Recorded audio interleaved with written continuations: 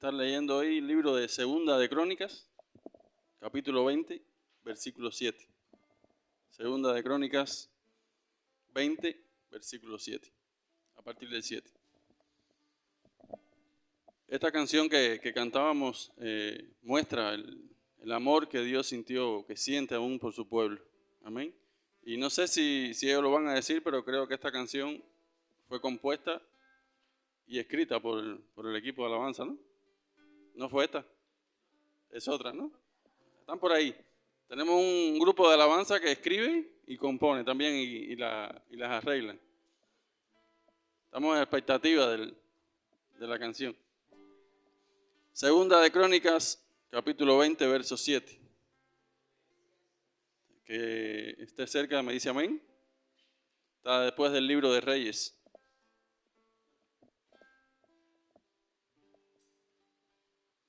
Segunda de Crónicas 27.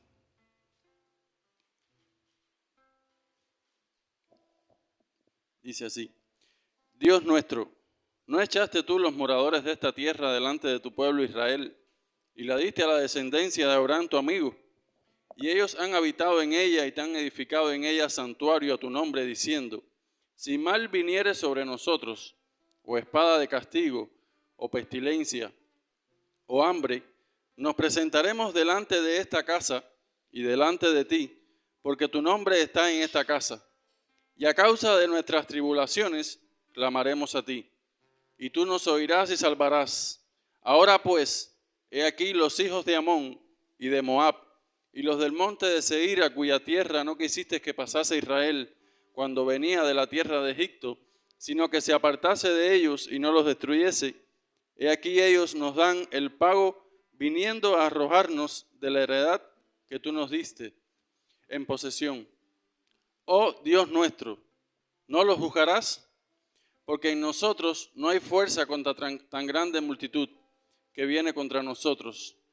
Y hay un versículo que viene que dice: no sabemos qué hacer y a ti volvemos nuestros ojos. Y todo Judá estaba de pie delante de Jehová con sus niños y sus mujeres y sus hijos.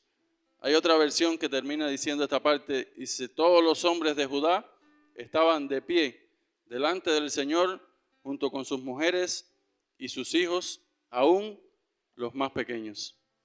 Padre, en este día, Señor, háblanos con tu palabra, Señor, que es viva y eficaz. Transforma nuestras vidas y habla a nuestros corazones para que podamos ser no solo oidores, sino hacedores de tu palabra, en el nombre de Jesús. Amén. Todos los que estamos hoy aquí sabemos que Dios nos ama. Amén. Amén. Porque si no, no estuviéramos acá sentados. Dice la Biblia que tanto amó Dios al mundo, que entregó a su Hijo unigénito, para que todo aquel que en Él crea no se pierda, mas tenga vida eterna, ¿no? Y cuán grande amor el entregar a un Hijo por todos nosotros que no lo merecemos. Amén. Bien. El amor, en estos días se está hablando mucho de, ahora que viene el 14 de febrero y todo lo que se avecina. Pero eso tiene un acontecimiento histórico de un tal San Valentín o Valentín que hizo algunas cosas, y a partir de ese día entonces se toma el día del 14 de febrero como el Día del Amor. Los cristianos no celebramos el 14 de febrero como el Día del Amor. Nosotros celebramos cada día como el Día del Amor. Porque cada vez que nos despertamos tenemos que decirle: gracias, Señor, porque tu amor me mantiene en pie. Amén. Pero en estos días que se acercan, comienzan las festividades y comienzan las promociones comerciales, nosotros tenemos que demostrar también que nuestro Dios es el amor. No es que el 14 de febrero sea el Día del Amor, sino que nuestro Dios es el amor. La Biblia lo dice: Dios es amor. Amén. Y esa es la tarea de todo cristiano: mostrar el amor de Dios no solo en nuestras vidas, sino en la vida de esos que están afuera, que no lo conocen. Acá en este pasaje que nosotros leemos, vemos a un rey, Josafat, que dice la Biblia que siguió los pasos de su padre haciendo lo bueno delante de los ojos de Dios. Y halló gracia delante de Dios, y Dios afirmó el trono de Josafat en su mano. El reino de Israel estaba, es decir, en aquella época estaba dividido la ciudad de Judá, el reino de Judá y el reino de Israel. En el reino de Judá estaba Josafat, que era quien había hecho las cosas bien delante de Dios. Y resulta que al ser tan poderoso y al afirmar tanto el reino de Dios en su mano, comenzó a despertar en la región miedo, ¿no?, de algunos reyes y celos de algunos otros. Incluso el rey de Israel se asocia o pide asociar a Josafat, que venga a su casa, lo invita a comer, le hace un banquete, pero dentro del banquete le dice que si él iría a la guerra contra sus enemigos. Dice, ¿irías conmigo a pelear contra Ramot? Entonces yo me ponía a analizar. Yo decía, bueno, el rey de Judá, Josafat, hace lo bueno delante de Dios, haya gracia delante de Dios. Y el rey de Israel, Acab, lo invita a comer. Lo invita a comer no solo para congraciarse con él, sino para meterlo en un problema que no le correspondía. Y así a veces nos puede pasar a nosotros. A veces lo que creemos que son nuestros amigos, o a veces lo que creemos que son nuestros conocidos, nos invitan no solo para compartir, sino para ponernos en una situación y meternos en un problema que no nos corresponde a nosotros. Y la Biblia lo dice bien, la amistad con el mundo, enemistad con Dios. Si nosotros vamos a recibir un consejo, tenemos que ver bien de quién recibimos el consejo. Y si vamos a hacer algo, debemos ver bien quién es la persona que nos está pidiendo que lo acompañemos a hacer ese algo.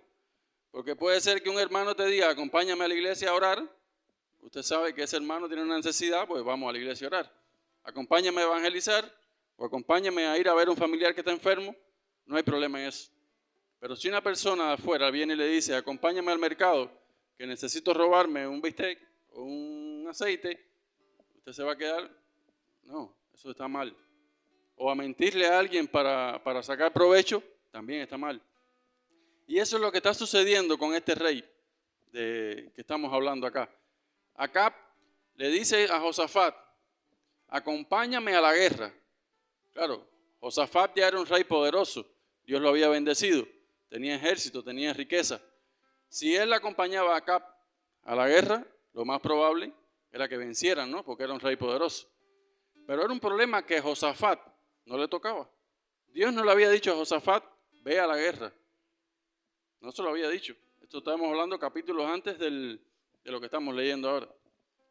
Y resulta que Josafat, como hombre precavido, le dice, bueno, yo voy contigo y mi pueblo va contigo a donde quieras que vayamos. Si hay que ir a la guerra, vamos a la guerra.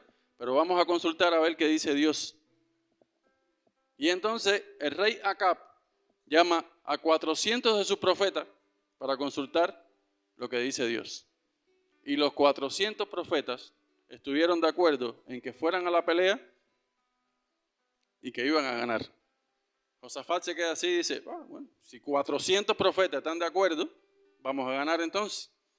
Pero reflexionó un poco y le dice, ¿no habrá en este lugar acaso un hombre de Dios a quien se le pueda preguntar? Y el rey le dice, hay uno, pero me cae muy mal. Así dice la Biblia, me cae muy mal porque siempre me profetiza cosas malas. Y ahí nos vamos a detener. Vamos a ver quién era este rey Acab y las cosas que había hecho. ¿Se acuerdan de los 400 profetas de Baal que Isaías desafió para que cayera fuego del cielo y después los mató a todos?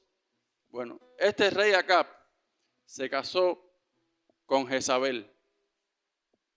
Se casó con Jezabel y comenzó a adorar a Baal. Y tenía 400 profetas que adoraban a Baal. Pero dice la Biblia que este rey Acab hizo lo malo delante de los ojos de Dios mucho más que todos los reyes que lo habían sucedido antes. Es decir, que estamos hablando de un rey que no tenía nada que ver con Josafat. Bien. Cuando Josafat le dice a Acab, vamos a consultar a un hombre de Dios, es porque Acab, los profetas que tenían, eran profetas que adoraban otro Dios que no era el Dios de Josafat. Amén. Y ahí vemos cómo si lo llevamos ahora a nuestro tiempo, cómo el mundo puede influenciar nuestras vidas si no estamos atentos a la voz de Dios. Un consejo no se puede recibir de una persona del mundo que no tiene a Cristo, porque ese consejo nunca va a estar alineado con la palabra de Dios. Nunca va a estar alineado con la palabra de Dios. Vamos a ponerlo en el caso de un matrimonio. Un matrimonio que tiene situaciones como lo tienen todos los matrimonios, necesita un consejo y va a buscar consejo en un consejero no cristiano. ¿Qué es lo primero que le dice el consejero no cristiano? Divórciate, muchacho. Porque el divorcio está permitido, pero el consejero no cristiano no conoce lo que dice la Biblia. Si vamos al contrario, buscar un consejo de un pastor, de un líder, de un psicólogo cristiano, ¿qué dice? Lo primero que dice, vamos a orar y vamos a ver qué quiere Dios con tu vida. Amén. Y eso es lo que estaba tratando de buscar Josafat, el consejo de un hombre de Dios. Los 400 profetas le dijeron que sí, que fuera a pelear, que no había problema. Pero cuando llaman al profeta de Dios, el profeta le dice, si vas a la guerra, vas a morir, le dice a Acab. Y le dice a Acab a Josafat, ¿ves? Te dije que nunca me profetiza cosas buenas. La persona que está haciendo las cosas mal, que está haciendo las cosas que no son para Dios, no puede esperar que Dios le diga algo bueno. Lo único que Dios le va a decir es, arrepiéntete, mi hijo murió por ti, ven y entrega tu vida a Cristo. Es lo único que Dios le va a decir, o el profeta de Dios le va a decir. Pero si quiere hacer algo malo, le van a decir, te va a salir mal. Porque lo dice la Biblia, no porque lo digo yo. Amén. Entonces, van a la guerra, efectivamente, como dice acá, incluso ignorando el consejo del hombre de Dios, Josafat se mete en ese problema y va a la guerra. ¿Y qué sucede en la guerra? Muere Acab porque se disfrazó y se quiso hacer pasar como un siervo, y la orden que había del otro rey era matar a todo el que siguiera a Acab, pero que si no era Acab, que lo dejaran vivo. Vistieron a Josafat con las ropas reales y lo primero que hicieron fue ir a por Acab, por Josafat, perdón. Todo el ejército contra Josafat, que no era su problema. Ya estamos del principio que no era problema de Josafat, era un problema de Acab. Pero el otro, haciéndose el inteligente, se disfraza de soldado y sale a pelear. Y al que visten de rey es a Josafat. Y todo el ejército fue contra Josafat. Lo salvó, que clamó a Dios y dijo, Dios mío, Dios mío. Y Dios lo libró en ese momento de la pelea. Y entonces se dieron cuenta que no era Acab y fueron a buscar entonces al otro ejército. Y ahí hieren a Acab y muere. Josafat, reprendido después por el profeta, se arrepiente de no haber seguido el consejo y entonces Dios le dice que le vuelve a restaurar el reino y le vuelve a dar el trono, y arrepentido entonces regresa y comienza entonces en todas las ciudades a restablecer la adoración a Dios. Recordemos que estos 400 profetas terminaron mal también, porque Elías los desafió y al final terminaron muertos. La persona que viene a darte un consejo que no viene de parte de Dios, si no se arrepiente, no va a terminar vivo. Las cosas del mundo son enemistad con Dios. Y recién cantábamos sobre el amor de Dios. Dios nos ama mucho, a nosotros y a los que están afuera. Pero Dios es un Dios justo. Si nosotros hacemos lo malo delante de Dios y no nos arrepentimos, todo pecado tiene una consecuencia. Y aunque nos arrepintamos después, vamos a vivir la consecuencia de ese pecado. Amén. Por eso tenemos que estar siempre a cuentas con lo que dice la Biblia y con lo que Dios quiere que nosotros hagamos. Amén.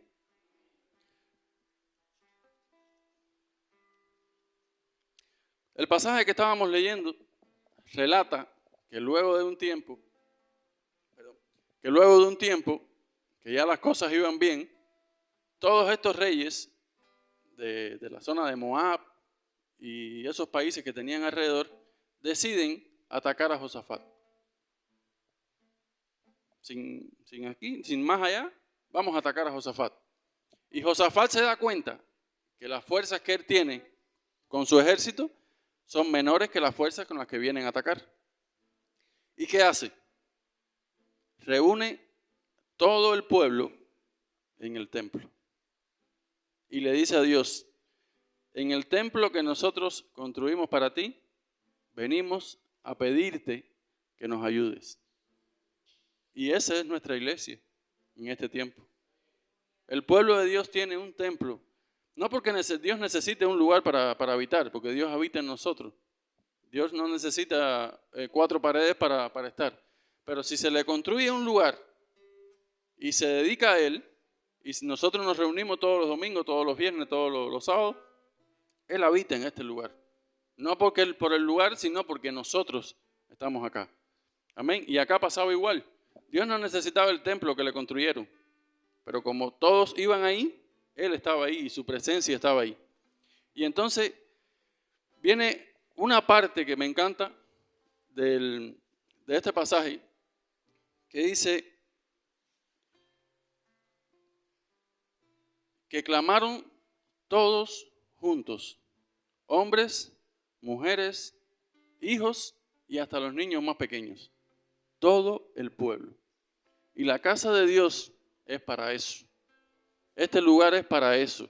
Ayer pedíamos en el grupo de la iglesia los pedidos de oración, porque sí, es bueno orar desde la casa, es bueno orar desde el lugar donde nosotros estemos.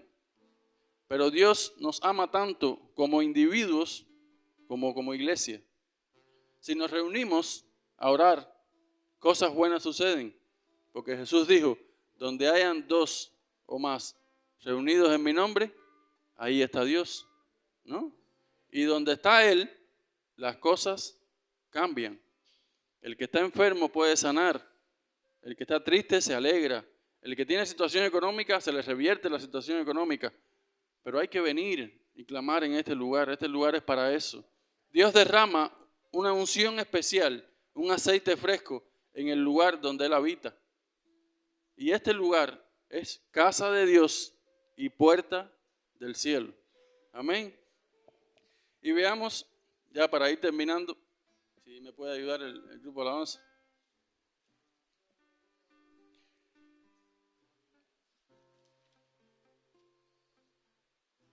Y veamos cómo termina esta situación en la que está metido Josafat y todo el pueblo. Cuando el pueblo se reunió a clamar, se reunió allí en el templo a pedirle a Dios que lo librara de la peste, de la muerte, del hambre y de todo lo que le venía por esa guerra,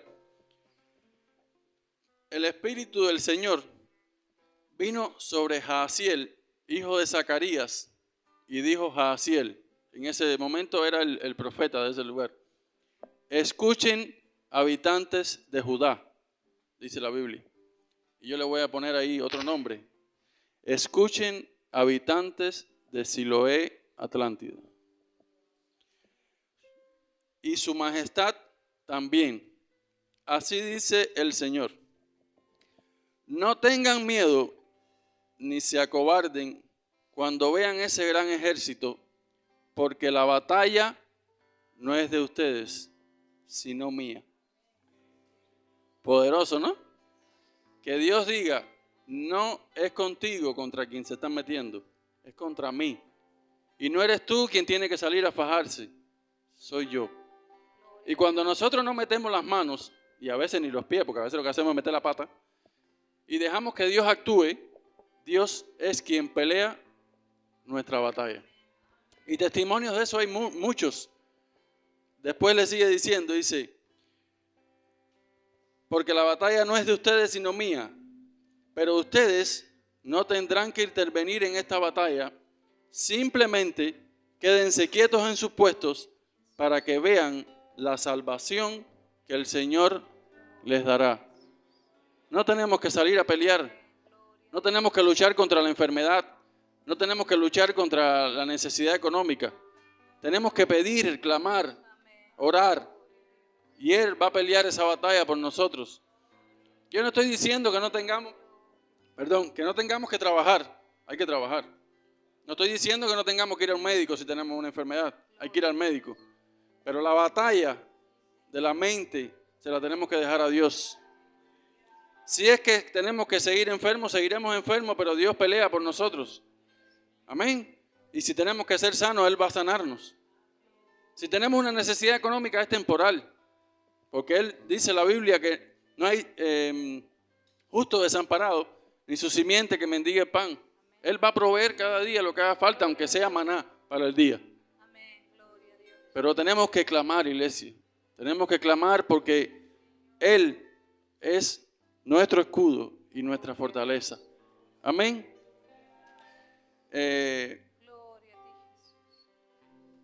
Hay un versículo con el que me gustaría terminar. Es Romanos 8, versículos 38 y 39. Dice Pablo, por lo cual estoy seguro que ni la muerte, ni la vida, ni ángeles, ni principados, ni potestades, ni lo presente, ni lo pasado, ni lo porvenir, ni lo alto, ni lo profundo, ni ninguna otra cosa creada será capaz de apartarnos del amor de Dios.